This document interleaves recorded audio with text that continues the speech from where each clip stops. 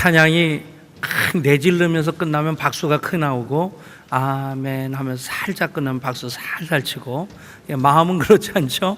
우리 찬양대 관현악단 감사의 마음으로 우리 크게 박수하시겠습니다. 오늘 주신 하나님 말씀은 베드로전서 2장 9절과 10절 말씀입니다. 베드로전서 2장 9절과 10절 말씀, 우리 기록된 하나님 말씀을 한 목소리로 같이 읽겠습니다. 그러나 너희는 택하신 족속이요 왕같은 제사장들이요 거룩한 나라요 그의 소유가 된 백성이니 이는 너희를 어두운 데서 불러내어 그의 기이한 빛에 들어가게 하시니의 아름다운 덕을 선포하게 하려 하심이라. 너희가 전에는 백성이 아니더니 이제는 하나님의 백성이요 전에는 긍휼을 얻지 못하였다니 이제는 긍휼을 얻은 자니라. 아멘. 여름 한철 더위에 지치기 쉽습니다. 그러나 오히려 무더위에 땀을 흘리면 뿌듯한 보람을 느낄 수 있습니다. 무더위에 땀을 흘리며 여름 이야기를 써가는 우리 다음 세대 교사들을 주님 이름으로 축복합니다. 어제도 유아교회 꿈삭의 성경학교가 이어지는데 시작도 하기 전인데 교사들보다 봉사자들이 더 힘쓴다 하는 생각이 들더라고요. 아이들과 교사들은 또 이 조이홀에서 씨름하고 있는데 밖에서는 아이들 뛰놀 수 있도록 그 풀을 만드느라고 그냥 물 대고 청소하고, 시작도 하기 전인데 벌써 땀으로 흠뻑 적셔져 있는 그런 모습을 보았습니다. 우리가 하나님 사랑함으로 땀을 흘릴 때에 내 존재의 의미를 확인하게 되고 하나님께 그런 열심을 드리는 뿌듯한 보람감도 느끼게 됩니다. 예배 드리면서 찬양하면서 기도하면서 그러면서 등줄기에 땀 한 봉우리 맺히고 또로로 굴러내려갈 때 그때 뿌듯하죠? 에어컨 끄고 예배 드릴까요? 그러면 땀 흘리는 것을 실감할 수 있을 텐데, 오래전에 우리 교회 덕정에서 이제 4번째 예배 처소죠. 700석 예배당을 조립식으로 만들었을 때입니다. 그리고 나서 첫 여름을 맞는데 냉방 시스템이 밤에 심야 전기로 얼음을 다 얼렸다가 그 냉기를 순환시키면서 냉방을 하는 그런 시스템인데, 뭐가 문제가 됐는지 토요일 밤에 이게 얼지를 않은 거예요. 그러니까 에어컨을 틀었는데도 그냥 미적지근한 그 바람이 계속 나옵니다. 근데 그날따라 설교 제목이 이열치열이었습니다. 예언적인 설교 제목 때문에 하나님께서 이열치열 니들이 몸으로 한번 겪어봐라, 그리고는 그것을 일부러 좀 고장 내키신 것이 아닌가. 어쨌든 땀으로 목욕하다시피 하면서 제대로 된 건물도 여름에 쉽지 않을 텐데 이 판넬로 조립식으로 지었으니까 아닌 찜통이죠. 저도 땀을 줄줄 흘리면서 그냥 완전히 옷이 다 젖다시피 하면서 설교하고 예배를 인도하는데, 그런데 놀라운 것이 우리 교인들 지금이야 여기서 여기까지 보려고 하면 굉장히 애를 써야 됩니다. 근데 그때야 이제 네모난 직사각형이니까 한눈에 다 들어오죠. 한 분도 더위 때문에 짜증내는 표정이 없더라고요. 오히려 그런 가운데서도 열심히 예배를 드린다고 하는 그 뿌듯한 그 표정들을 짓고 예배하는데, 목사인 저도 감사했고 하나님 보시면서 참 흐뭇하셨으리라 믿습니다. 여러분, 예배를 드릴 때 우리가 예배에 집중을 한다면, 이 땅에서 살아가면서 우리가 삶의 목적에 집중한다면 사실 환경이나 분위기가 문제가 되는 것 아닙니다. 재작년인가요? 우리 교회 다음 세대 교사 세미나 때 곽상학 목사님이라고 온누리교회 다음 세대 사역자가 오셨었어요. 우리 새벽기도 반주하는 곽은정 집사님 오빠가 되는데, 그분이 오셔서 한 얘기 중에 참 재밌는 얘기가, 한 번은 저쪽 남도 진도인지 아무튼 해남인지 그쪽에서 이 작두 타는 그것을 방송에서 취재를 한다는 얘기를 듣고 도대체 어떻게 하는 건지 보려고 같이 사역하던 자매 둘하고 같이 갔답니다. 같이 가가지고 맨 앞자리에 딱 자리를 잡고 이게 어떻게 되는 건지, 근데 뭐 이미 시작하기 전에 뭐 어둠의 영이 꽉 짓누르는 그런 느낌도 받고 시퍼렇게 이 작두를 갈아가지고 거기다 물을 푹 붓기도 하고, 근데 뭐 분위기가 그냥 아주 뭐 그냥 요상망측하더라는 거예요. 근데 이 작두 타는 게 신이 내리지 않으면 이게 되는 게 아닌 겁니다. 막 가슴도 조마조마하기도 하고 도대체 무슨 일이 벌어질까 하는데, 이 무당이 나이가 좀 든 여자 무당인데 이러고 돌아보더니 갑자기 너 그러더래요.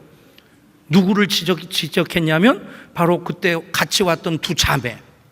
너 그러더니 나가 그러더래요. 그러니까 예수 믿는 사람이라는 정체가 딱 드러난 거죠. 근데 이 목사님이 그 다음에 나를 지목하겠구나. 근데 자기는 지목을 안 하더래요. 기분이 좋았을까요? 나빴을까요? 아니, 저 자매들은 뭔가 영빨이 있어서 딱 찍었는데 왜 나는 안 할까?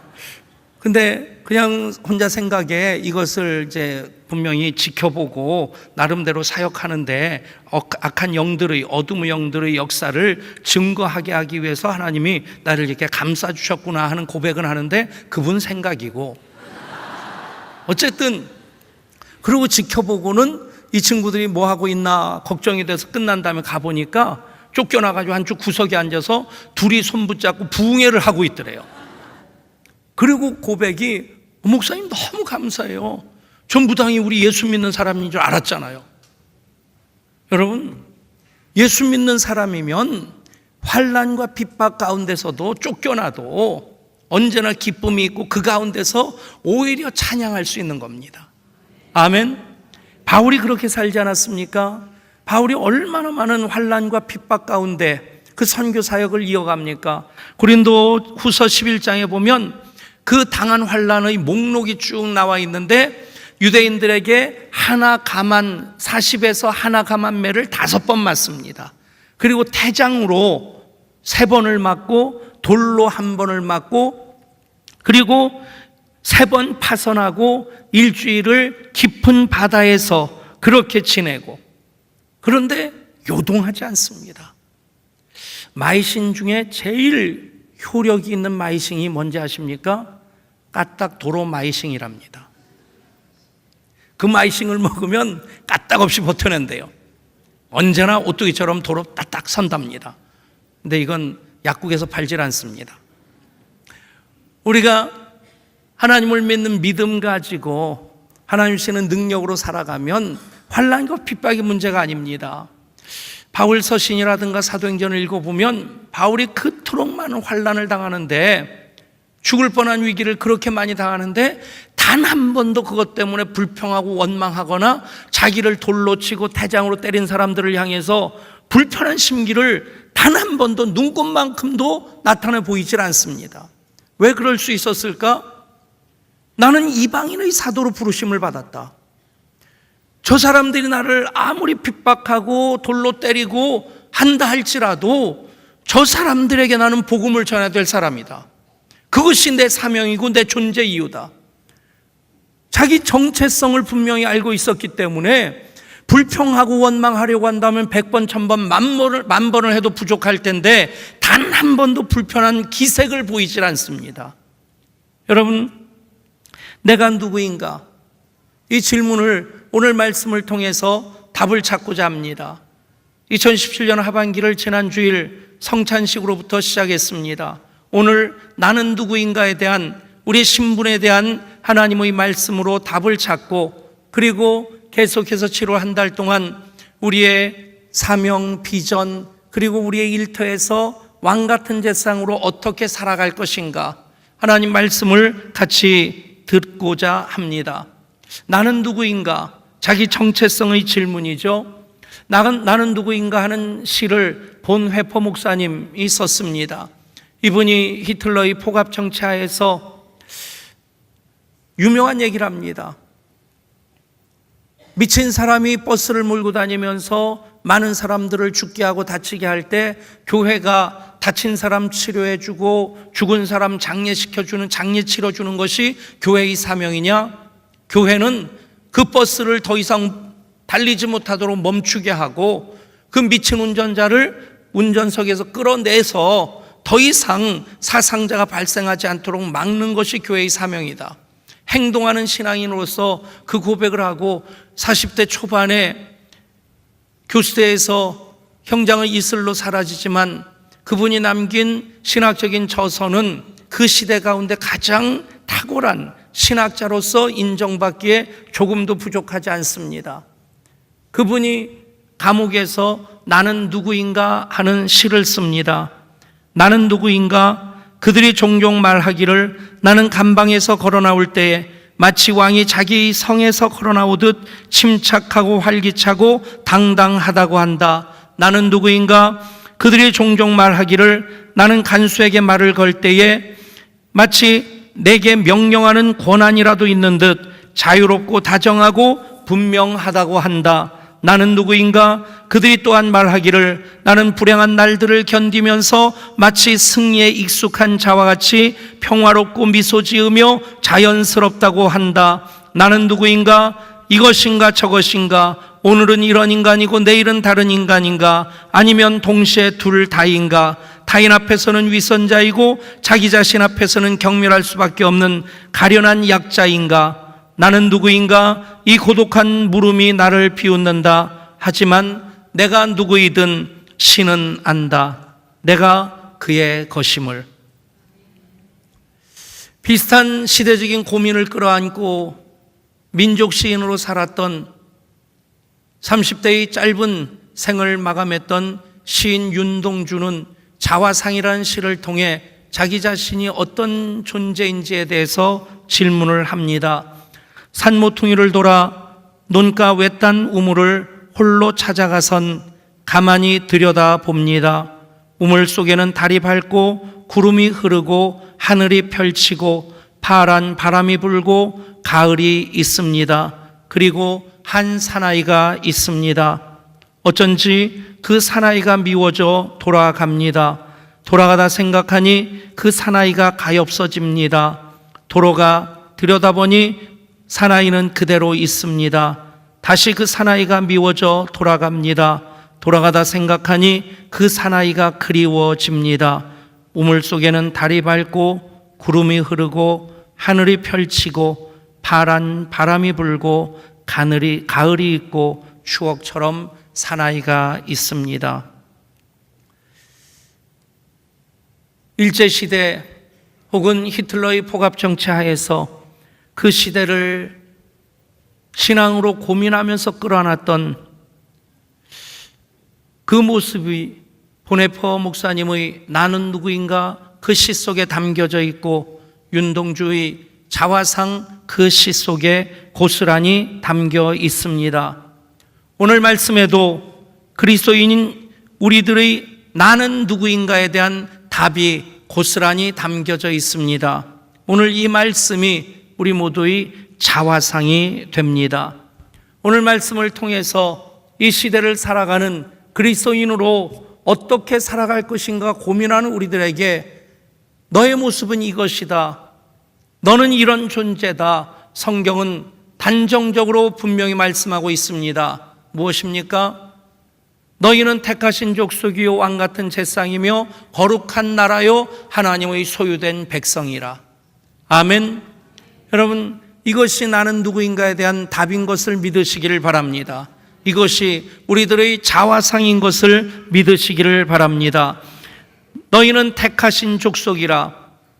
이 말씀은 이사야 43장 20절을 인용해서 하시는 말씀입니다. 지금과는 비교할 수 없을 만큼 일제시대나 히틀러 당시의 그 시대와 비교할 수 없을 만큼 초대 교회 그리스도인들은 많은 핍박을 받았습니다. 그렇게 환난과 핍박 가운데 있는 그리스도인들을 향해서 사도 베드로는 너희는 택하신 족속이라 말씀하고 있습니다. 여러분, 요한복음 15장 16절에서도 우리 주님 이렇게 말씀하십니다. 너희가 나를 택한 것이 아니요 내가 너희를 택하여 세웠나니. 여러분, 우리가 자격이 있어서가 아닙니다. 우리가 노력해서도 아닙니다. 부족하고 연약하고 흠이 있음에도 하나님께서 일방적으로 우리를 선택하셨다는 것입니다. 그것을 에베소 1장 4절에서는 곧 창세 전에 그리스도 안에서 우리를 택하사 우리로 사랑 안에서 그 앞에 거룩하고 흠이 없게 하시려고 그렇게 말씀합니다. 우리를 언제 택하셨냐? 창세 전에 이미 그리스도 예수 안에서 우리를 택하시고, 그래서 하나님 앞에서 거룩하고 흠이 없는 삶을 살아가게 하시는 하나님의 뜻을 이루어가고 계시다는 것입니다. 사랑하는 여러분, 이것이 나는 누구인가에 대한 첫 번째 답인 것을 믿으시기를 바랍니다. 내가 하나님의 택하신 족속이다, 이 분명한 고백이 있으면 우리는 자부심과 자긍심을 가지고 살 수 있습니다. 인류대학 나왔다 못 나왔다, 좋은 기업 다닌다 못 다닌다, 뭐 집이 몇 평짜리냐, 재산이 얼마냐, 그것이 아닙니다. 여러분, 자기 정체성이 없으면 사람은 흔들리고 무너지게 됩니다. 추하게 삽니다. 법관이라 해도, 검사라 해도, 대기업 총수라 할지라도 내가 누구인가에 대한 자기 정체성이 분명하지 않으면 여러분, 뇌물 때문에 무너지고 한순간에 그 삶이 나락으로 한없이 떨어지는 것을 보게 됩니다. 목사라고 유혹이 없는 것 아닙니다. 목사라고 욕심이 없는 것 아닙니다. 버틸 수 있는 힘이 무엇입니까? 그래도 나는 목사인데. 여러분, 목사라서만이 아닙니다. 여러분 한 분 한 분도 하나님의 자녀입니다. 한 분 한 분을 하나님께서 택하신 족속으로 삼으셨음을 믿으시기를 바랍니다.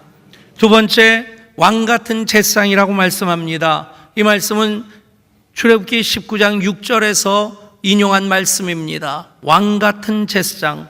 사실 출애굽기에서 구약시대가 시작되는 그 시점에서 왕 같은 제상이라고 말씀할 수 있는 것, 이것은 정말 혁명적인 겁니다. 구약시대 일반 성도들은 제사의 주도적인 역할을 감당하지 못했습니다. 모든 제사는 제사장들이 드립니다. 지성소와 성소가 엄격하게 구분되어 있습니다. 그런데 예수님 십자가를 통해서 지성소와 성소 사이의 휘장을 위로부터 아래로 찢어주셨습니다. 그래서 비로소 우리 모두가 왕 같은 제사장이 된 것입니다. 여러분, 제사장이기에 하나님 앞에 나와 예배할 수 있고 그 이름을 부를 수 있습니다. 아무나 하던 것 아닙니다. 그런데 중세 교회가 그것을 잃어버렸을 때 종교개혁자들은 모든 그리스도인들, 모든 하나님의 자녀들이 왕 같은 제사장이라고 하는 이 말씀을 다시 회복하기 위해서 목숨을 걸었습니다. 여러분, 그 은혜를 받은 우리들 결코 잊어서는 안 되는 것이 나는 왕 같은 제사장이라는 것입니다. 제사장은 제사장인데 어떤 제사장이냐? 왕 같은 제사장이라는 것입니다. 왕 같다. 왕은 다스리는 권세가 있습니다. 여러분들을 왕 같은 제사장 삼으셔서 성령의 권능으로 채워주실 때에 어둠의 권세들과 싸워 이기고 세상을 다스리고 정복하고 충만하고 하는 그 가운데 번성케 하신 하나님의 뜻을 이뤄나가는 왕 같은 제사장인 것을 믿으시기를 바랍니다. 여러분, 왕 같은 제사장. 그래서 우리는 세상을 다스리는 자로서 거룩한 영향력을 끼치면서 이 땅에서 하나님 뜻을 확장시키는 그 사명을 감당하게 됩니다. 세 번째, 거룩한 나라라고 말씀합니다. 이 말씀 역시도 출애굽기 19장 6절에서 인용한 말씀인데, 거룩한 나라.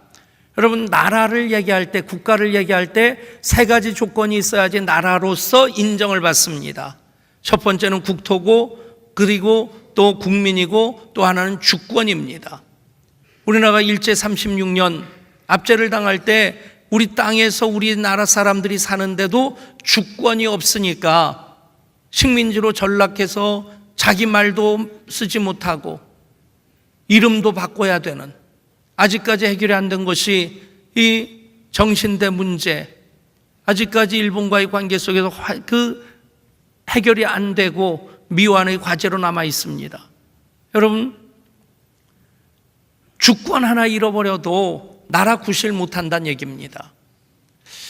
대한민국 영토 안에 대한민국의 주권이 미치지 못하는 곳이 있습니다. 그곳이 대사관입니다. 어느 나라든지 그 국기가 꽂혀 있고 그 대사관, 그 영토는 대한민국 안에 있음에도 여기는 치외 법권 지대입니다.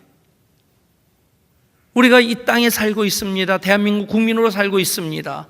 그런데 성령께서 우리 가운데 역사하실 때에 우리는 하나님 나라 백성으로 하나님 나라의 삶을 살게 된다는 것입니다.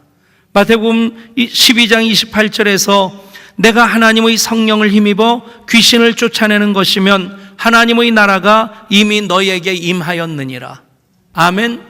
성령께서 임하셨을 때 그 인도하심 따라 우리가 살아가게 될 때 우리가 삶의 처소가 어디든지 하나님 나라를 경험하며 산다는 것입니다. 예배할 때뿐 아니라 예배의 삶을 이어서 할 때 여러분 발길 닿는 곳마다 주님이 임재하시는 하나님 나라인 것을 믿으시기를 바랍니다. 하나님 나라는 여기 있다 저기 있다는 것이 아니라 너희 안에 있느니라. 여러분, 하나님 나라를 우리는 간직할 뿐 아니라 우리 관계 속에서 하나님 나라를 경험하면서 살아가야만 합니다. 그래서 하나님 나라는 세례 요한의 때부터 침노를 당한다, 빼앗는 그런 의미가 있습니다. 그 원래의 의미는 앞당겨 가져온다는 것입니다.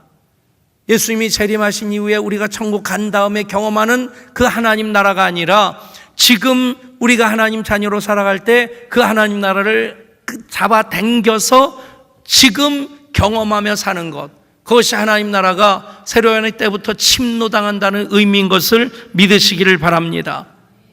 왕답게, 그러나 하나님께 예배하는 제사장으로 살아가는 우리인 것을 믿으시기를 바랍니다. 마지막으로 하나님의 소유된 백성이라고 말씀합니다. 이사야 43장 1절에서 야곱아 너를 창조하신 여호와께서 이제 말씀하시느니라, 이스라엘아 너를 조성하신 자가 이제 말씀하시니라, 너는 두려워 말라.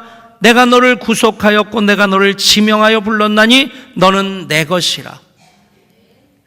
여러분, 하나님은 우리들에 대해서 무한 관심을 가지시고 무한 책임을 지시고 무한 사랑을 베풀어 주십니다. 믿으십니까? 제가 결혼해서 자식을 낳아 키울 때는 자식을 키우면서 하나님 마음이 이런 것이겠구나, 많이 교훈을 얻었습니다. 요즘은 손주를 보면서 하나님 마음이 이런 것이겠구나. 자식 때도 자식에 대해서 항상 마음이 가 있는데 손주는 그게 조금 더 크더라고요. 어제 저녁에 그분이 오셨어요. 저희 아버님께서 저녁상 불리시면 그냥 조금 말씀 나누시다가 7시 반 정도 되면 이제 들어가셔서 쉬시다가 주무시는데 그분이 오시니까 9시가 넘어서까지도 저 곁을 못 떠나시더라고요. 문득 또 그 생각이 났어요. 친구 목사님이 손주를 보고 있는데 보고 싶더라는 거예요. 이해가 안 되십니까? 손주를 키워보세요. 여러분, 그러면서 또 하나님 마음을 생각해 봅니다. 우리가 어디 있든지 하나님은 언제나 우리에게서 시선을 거두시질 못하십니다. 무한 관심으로 무한 책임을 지십니다. 앉고 일어서고 그것을 다 하실 뿐 아니라 또 바다 끝에 가서 간다 할지라도, 음부의 자리를 편다 할지라도, 하늘에 날개를 치며 올라간다 할지라도 곧 거기서도 나의 의로운 손으로 너를 붙들리라. 여러분, 무한 책임을 지시는 그분은 나를 하나님의 자녀 삼으셨기에, 내가 하나님의 소유된 백성이기에 하나님은 무한 관심, 무한 책임, 무한 사랑으로 우리를 이끌어 가십니다. 한번 따라 하실까요? 나는 하나님의 택하신 족속입니다.